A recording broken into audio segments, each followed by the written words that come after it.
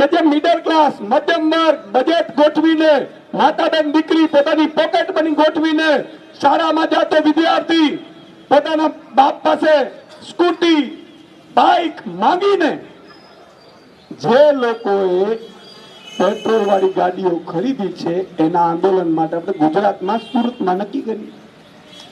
પેલા નક્કી થયું, પરમિશન આપી દીધી રૂટીનમાં, પછી ખબર પડી કે આ ગુજરાતમાં કરે છે. તો હા, કોણ નીકળ્યા છે? તો કે મનોજભાઈ છે, ગોપાલભાઈ, નિશુદાનભાઈ ને આખી આમ આદમીની પાર્ટીની ટીમ.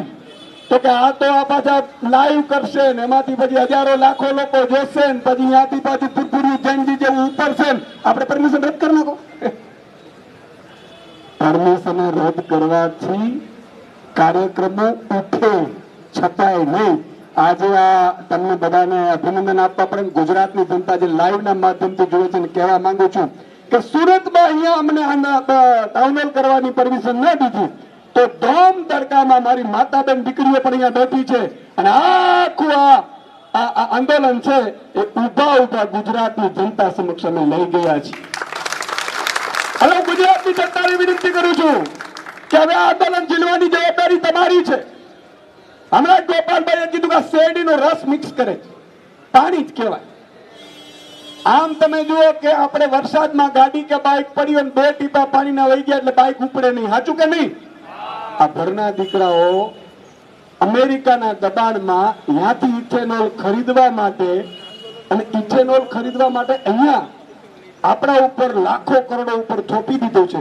હું ગુજરાતની જનતાને વિનંતી કરવા માંગુ છું, લાખો કરોડો આપણી પાસે ગાડીઓ છે.